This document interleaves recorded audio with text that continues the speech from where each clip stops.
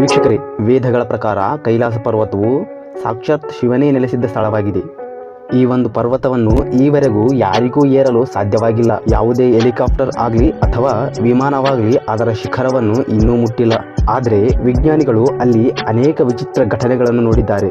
ವಿಜ್ಞಾನಿಗಳು ಹೇಳುವುದೇನೆಂದರೆ, ಈ ಪರ್ವತದ ಮೇಲೆ ಮನುಷ್ಯರಿಗಿಂತ ಹಲವು ಅಡಿ ಎತ್ತರ ಮತ್ತು ದೈತ್ಯವಾಗಿರತಕ್ಕಂಥ ಯತಿಮಾನವರಿದ್ದಾರೆ ಎಂದು ತಿಳಿಸಿದ್ದಾರೆ.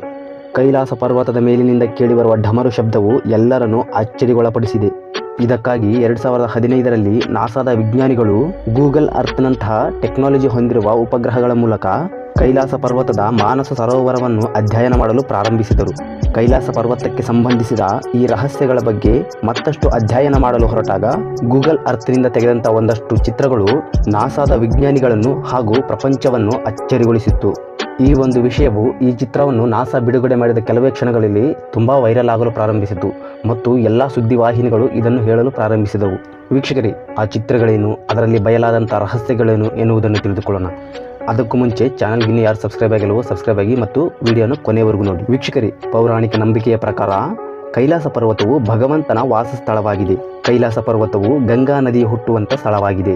ಗಂಗಾ ನದಿ ಮಾತ್ರವಲ್ಲದೆ ಬ್ರಹ್ಮಪುತ್ರ, ಸಿಂಧು, ಸಟ್ಲೈಜ್ ಮುಂತಾದ ನದಿಗಳು ಹುಟ್ಟುವ ಸ್ಥಳವಾಗಿದೆ. ಆಧುನಿಕ ಸಂಶೋಧನೆಯ ಪ್ರಕಾರ ಈ ಕೈಲಾಸ ಪರ್ವತವು ಕೇಂದ್ರದ ರೀತಿ ಕೆಲಸ ಮಾಡುತ್ತದೆ. ಪರ್ವತದ ಒಂದು ಕಡೆ ಉತ್ತರ ಧ್ರುವ, ಮತ್ತೊಂದು ಕಡೆ ದಕ್ಷಿಣ ಧ್ರುವ ಇದ್ದು ನಟ್ಟ ನಡುವೆ ಕೈಲಾಸ ಪರ್ವತವು ಪೃಥ್ವಿಯ ಮಧ್ಯದಲ್ಲಿದೆ. ಕೈಲಾಸ ಪರ್ವತದ ಸುತ್ತ ಸಣ್ಣ ಪಿರಮಿಡ್ ರೀತಿಯ ಆಕಾರದ ಪರ್ವತಗಳಿವೆ. ಇವುಗಳ ಮಧ್ಯೆಯೂ ಕೈಲಾಸ ಪರ್ವತವು ಎದ್ದು ನಿಂತಿದೆ. 1962ರ ಮೊದಲು ಕೈಲಾಸ ಪರ್ವತವು ಭಾರತ ಸರ್ಕಾರ ಹಾಗೂ ಭಾರತದ ಸೈನ್ಯದ ಅಧೀನದಲ್ಲಿತ್ತು. ಆದರೆ ಸ್ವತಂತ್ರದ ನಂತರ ದುರ್ಬಲ ಆರ್ಥಿಕ ಪರಿಸ್ಥಿತಿಯಿಂದಾಗಿ 1962ರಲ್ಲಿ ಚೀನಾ ಭಾರತದ ಮೇಲೆ ದಾಳಿ ಮಾಡಿತ್ತು. ಆಗ ಚೀನಾವು ಭಾರತದ ಮೇಲೆ ದಾಳಿ ಮಾಡಿ ಭಾರತವನ್ನು ಸೋಲಿಸಿ ಭಾರತದ ಶ್ರೇಣಿಯಲ್ಲಿರುವ ಕೆಲವು ಹಿಮಾಲಯ ಪರ್ವತಗಳು ಹಾಗೂ ಕೈಲಾಸ ಪರ್ವತವನ್ನು ವಶಕ್ಕೆ ಪಡೆದುಕೊಂಡರು. ಆದ್ದರಿಂದ ಹಲವು ವಿಜ್ಞಾನಿಗಳು ಈ ಪರ್ವತದಲ್ಲಿ ಹಲವು ರೀತಿಯ ಸಂಪನ್ಮೂಲಗಳಿವೆ ಎಂದು ಹೇಳಿದ್ದರು.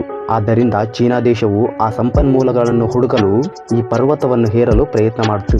ಚೀನಾವು ಈ ಕೈಲಾಸ ಪರ್ವತವನ್ನು ಏರಲು ಎಷ್ಟೇ ಪ್ರಯತ್ನಿಸಿದರೂ ಎಲ್ಲ ಪ್ರಯತ್ನಗಳು ವಿಫಲವಾದವು. ಇದರ ನಂತರ 2001ರಲ್ಲಿ ಚೀನಾ ಮತ್ತು ರಷ್ಯಾದಂಥ ದೇಶಗಳು ಅನೇಕ ವಿಜ್ಞಾನಿಗಳೊಂದಿಗೆ ಕೈಲಾಸ ಪರ್ವತದ ರಹಸ್ಯಗಳ ಬಗ್ಗೆ ಅಧ್ಯಯನ ಮಾಡಲು ಏರಲು ಪ್ರಯತ್ನಿಸಿದವು.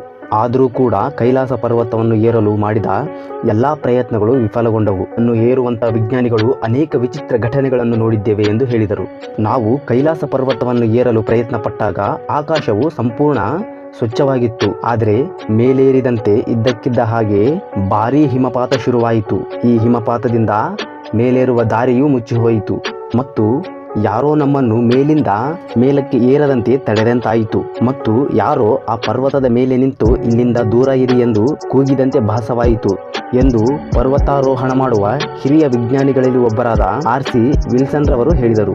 ಇದಾದ ನಂತರ ರಷ್ಯಾದ ಅನೇಕ ವಿಜ್ಞಾನಿಗಳು ಈ ಪರ್ವತವನ್ನು ಏರಲು ಪ್ರಯತ್ನ ಪಟ್ಟರು.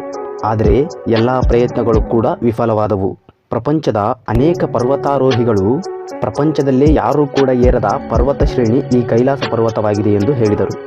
ಮತ್ತು ಹಲವು ಜನ ಈ ಪರ್ವತವನ್ನು ಹತ್ತಲು ಪ್ರಯತ್ನಿಸಿದ ವಿಜ್ಞಾನಿಗಳು ಹೇಳಿದ್ದೇನೆಂದರೆ, ಈ ಒಂದು ಪರ್ವತವನ್ನು ಹತ್ತುವಾಗ ಹೃದಯ ಬಡಿತ ಹೆಚ್ಚಾಗುತ್ತಿತ್ತು, ಭಯ ಶುರುವಾಗುತ್ತಿತ್ತು, ಮೆದುಳು ಕೆಲಸನೇ ಮಾಡದೆ ನಿಂತೋಗ್ತಿತ್ತು ಮತ್ತು ಯಾರೋ ದೂರದಿಂದ ಹೋಗಿ ಇಲ್ಲಿಂದ ದೂರ ಇರಿ ಎಂದು ಕೂಗಿದಂತೆ ಆಗುತ್ತಿತ್ತು ಎಂದು ಹೇಳಿದ್ದಾರೆ. ಕಾಲಕಾಲಕ್ಕೆ ವಿಜ್ಞಾನಿಗಳು ಈ ಕೈಲಾಸ ಪರ್ವತದ ಮೇಲೆ ಸಂಶೋಧನೆ ಮಾಡುತ್ತಲೇ ಬಂದಿದ್ದಾರೆ. ಈ ಕೈಲಾಸ ಪರ್ವತದ ಸುತ್ತ ಯಾವುದೋ ಅದೃಷ್ಟ ಶಕ್ತಿ ಇದೆ. ಈ ಅದೃಷ್ಟ ಶಕ್ತಿಯು ಈ ಪರ್ವತದಿಂದ ಮನುಷ್ಯರನ್ನು ದೂರ ಇಡಲು ಪ್ರಯತ್ನಿಸುತ್ತದೆ ಎಂದು ಹೇಳಿದ್ದಾರೆ. ಕೈಲಾಸ ಪರ್ವತ ಹಾಗೂ ಅದರ ಸುತ್ತಲಿನ ಪರಿಸರವನ್ನು ಅಧ್ಯಯನ ಮಾಡಿದ ರಷ್ಯಾದ ವಿಜ್ಞಾನಿಗಳು ಟಿಬೆಟ್ನ ಒಂದು ಧಾರ್ಮಿಕ ಮಂದಿರಗಳಲ್ಲಿ ಭೇಟಿಯಾಗಿ ಈ ಪರ್ವತದ ಬಗ್ಗೆ ಕೇಳಿದಾಗ ಅಲ್ಲಿಯ ಧಾರ್ಮಿಕ ಗುರುಗಳು ಈ ಪರ್ವತದ ಸುತ್ತಲೂ ಒಂದು ವಿಶೇಷವಾದ ಶಕ್ತಿ ಇದೆ, ಆ ಶಕ್ತಿಯು ಇದುವರೆಗೂ ಯಾರನ್ನೂ ಈ ಬೆಟ್ಟವನ್ನು ಹತ್ತಲು ಬಿಡುತ್ತಿಲ್ಲ ಎಂದು ಹೇಳಿದ್ದಾರೆ. ಮತ್ತು ಇಂದಿಗೂ ಅನೇಕ ತಪಸ್ವಿಗಳು ಹಾಗೂ ಆಧ್ಯಾತ್ಮ ಮಾರ್ಗದರ್ಶಕರು ಅಲ್ಲಿ ವಾಸ ಮಾಡುತ್ತಿದ್ದಾರೆ ಮತ್ತು ಅವರು ಟೆಲಿಪಥಿಕ್ ಸಂಪರ್ಕ ಹೊಂದಿದ್ದಾರೆ ಎಂದು ಹೇಳಿದರು. ಅದಕ್ಕಾಗಿ ಈ ಪರ್ವತದ ಸುತ್ತ ಕಾಲಕಾಲಕ್ಕೆ ಅನೇಕ ದೊಡ್ಡ ದೊಡ್ಡ ಜೀವಿಗಳು ಕಂಡುಬರುತ್ತವೆ. ಅವುಗಳು ಮನುಷ್ಯರ ರೀತಿ ಇದ್ದರೂ ಅವುಗಳ ಗಾತ್ರ ಹಾಗೂ ದೇಹ ರಚನೆ ಮನುಷ್ಯರಿಗಿಂತ ಬಹಳ ದೊಡ್ಡದಾಗಿರುತ್ತದೆ. ಈ ಜೀವಿಗಳನ್ನು ಯತಿಮಾನವರು ಎಂದು ಕರೆಯುತ್ತಾರೆ. ಅನೇಕ ವಿಜ್ಞಾನಿಗಳು ಈ ಜೀವಿಗಳನ್ನು ಮಾನವನ ಪೂರ್ವಜರು ಎಂದು ಕರೆಯುತ್ತಾರೆ. ಅವರು ಕೈಲಾಸ ಪರ್ವತದಲ್ಲಿರುವ ಅಮೂಲ್ಯವಾದ ಶಕ್ತಿಗಳನ್ನು ರಕ್ಷಣೆ ಮಾಡ್ತಾರೆ ಎಂದು ನಂಬಲಾಗಿದೆ. ಇದಕ್ಕಾಗಿ ಚೀನಾವು 2001ರಲ್ಲಿ ಕೈಲಾಸ ಪರ್ವತವನ್ನು ಹತ್ತುವುದು ನಿಷೇಧ ಮಾಡಿತು. ಆದರೆ ಕೈಲಾಸ ಪರ್ವತದ ಚರ್ಚೆಗಳು ತೀವ್ರಗೊಂಡಂತೆಲ್ಲ 2015ರಲ್ಲಿ ಅಮೆರಿಕದ ನಾಸಾದ ವಿಜ್ಞಾನಿಗಳು ತಮ್ಮ ಹಲವು ಉಪಗ್ರಹಗಳನ್ನು ಕೈಲಾಸ ಪರ್ವತದತ್ತ ತಿರುಗಿಸಿದರು. ಅದರಿಂದ ಕೈಲಾಸ ಪರ್ವತದ ಅನೇಕ ಚಿತ್ರಗಳನ್ನು ತೆಗೆಯಲಾಯಿತು. ಆಗ ಕೈಲಾಸ ಪರ್ವತದ ಮೇಲೆ ಧ್ಯಾನಸ್ಥ ಭಂಗಿಯಲ್ಲಿ ಕುಳಿತಿರ್ತಕ್ಕಂತಹ ಒಂದು ನೆರಳೊಂದು ಕಾಣಿಸಿತು.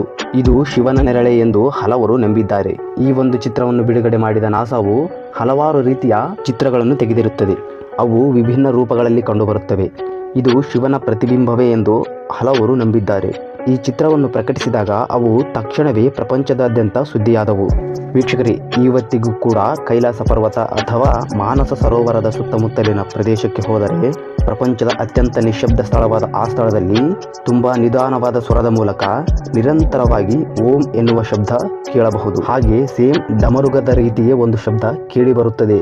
ವಿಜ್ಞಾನಿಗಳ ಪ್ರಕಾರ ಈ ಶಬ್ದವು ಕೈಲಾಸ ಪರ್ವತದತ್ತ ಮಂಜುಗಡ್ಡೆ ಕರಗುವಾಗ ಹಾಗೂ ಜೋರಾಗಿ ಗಾಳಿ ಬೀಸುವಾಗ ಈ ಶಬ್ದವು ಉತ್ಪತ್ತಿಯಾಗುತ್ತದೆ ಎಂದು ಹೇಳಿದ್ದಾರೆ. ಆದರೆ ಶಿವನ ಭಕ್ತರು ಈ ಒಂದು ಶಬ್ದವು ಸಾಕ್ಷಾತ್ ಶಿವನ ಕೃಪೆಯಿಂದಲೇ ಬರುತ್ತೆ ಎಂದು ನಂಬಿದ್ದಾರೆ. ವೀಕ್ಷಕರೇ, ಹಲವಾರು ಬಾರಿ ಕೈಲಾಸ ಪರ್ವತದ ಆಕಾಶದ ಮೇಲೆ 7 ರೀತಿಯ ಬೆಳಕು ಮಿಂಚುವುದನ್ನು ಕಂಡುಬರುತ್ತದೆ. ಇಲ್ಲಿನ ಪರ್ವತದ ಸುತ್ತಮುತ್ತಲಿನ ಕಾಂತಕ್ಷೇತ್ರದ ಬದಲಾವಣೆಯಿಂದ ಇಲ್ಲಿ ಆಕಾಶದಲ್ಲಿ ಈ ರೀತಿ ಬೆಳಕು ಮಿಂಚುತ್ತದೆ ಎಂದು ವಿಜ್ಞಾನಿಗಳು ಹೇಳಿದ್ದಾರೆ. ನೋಡಲು ಅದ್ಭುತವಾಗಿ ಕಾಣುವಂಥ ಈ ಬೆಳಕು ಕೈಲಾಸ ಪರ್ವತದಲ್ಲಿ ಬಿಟ್ಟರೆ ಬೇರೆ ಯಾವುದೇ ಸ್ಥಳದಲ್ಲಿ ಇಲ್ಲ ಎಂದು ವಿಜ್ಞಾನಿಗಳು ಹೇಳಿದ್ದಾರೆ. ಮತ್ತು ಕೈಲಾಸ ಪರ್ವತದಲ್ಲಿ ಸಮಯವು ಅತಿ ವೇಗವಾಗಿ ಹೋಗುತ್ತದೆ. ಅಲ್ಲಿಗೆ ಹೋದ ವಿಜ್ಞಾನಿಗಳು ಹಾಗೂ ಯಾತ್ರಿಕರು ತಮ್ಮ ಕೂದಲು ಹಾಗೂ ಉಗುರನ್ನು ವೇಗವಾಗಿ ಬೆಳೆಯುವುದನ್ನು ನೋಡಿ ಇದರ ಆಧಾರದ ಮೇಲೆ ಕೈಲಾಸ ಪರ್ವತದಲ್ಲಿ ಸಮಯವು ಅತಿ ವೇಗವಾಗಿ ಹೋಗುತ್ತದೆ ಎಂದು ಹೇಳಿದ್ದಾರೆ. ವಿಜ್ಞಾನಿಗಳು ಈ ಪರ್ವತದ ಹಿಂದಿನ ರಹಸ್ಯವನ್ನು ಕಂಡುಹಿಡಿಯುವುದರಲ್ಲಿ ವಿಫಲರಾಗಿದ್ದಾರೆ. ವೀಕ್ಷಕರೇ, ಈ ಪರ್ವತದ ಎತ್ತರ 6714 ಮೀಟರ್ ಮತ್ತು ಈ ಕೈಲಾಸ ಪರ್ವತದ ಶಿಖರವು ಒಂದು ದೊಡ್ಡ ಶಿವಲಿಂಗದ ಆಕಾರದಲ್ಲಿ ಕಾಣುತ್ತದೆ. ಈ ಕೈಲಾಸ ಪರ್ವತವನ್ನು ಓಂ ಪರ್ವತ ಎಂದು ಸಹ ಕರೆಯುತ್ತಾರೆ.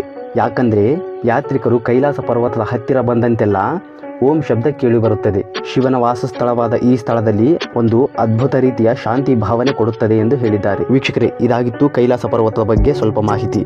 ಈ ವಿಡಿಯೋ ಬಗ್ಗೆ ನಿಮ್ಮ ಅಭಿಪ್ರಾಯವನ್ನು ಕಾಮೆಂಟ್ ಮಾಡಿ ಮತ್ತು ಚಾನಲ್ಗೆ ಇನ್ನೂ ಯಾರು ಸಬ್ಸ್ಕ್ರೈಬ್ ಆಗಿಲ್ಲವೋ ಸಬ್ಸ್ಕ್ರೈಬ್ ಮಾಡ್ಕೊಳ್ಳಿ. ಈ ವಿಡಿಯೋ ಇಷ್ಟ ಆದರೆ ಲೈಕ್ ಮಾಡಿ, ನಿಮ್ಮ ಸ್ನೇಹಿತರೊಂದಿಗೆ ಶೇರ್ ಮಾಡಿ. ಧನ್ಯವಾದಗಳು.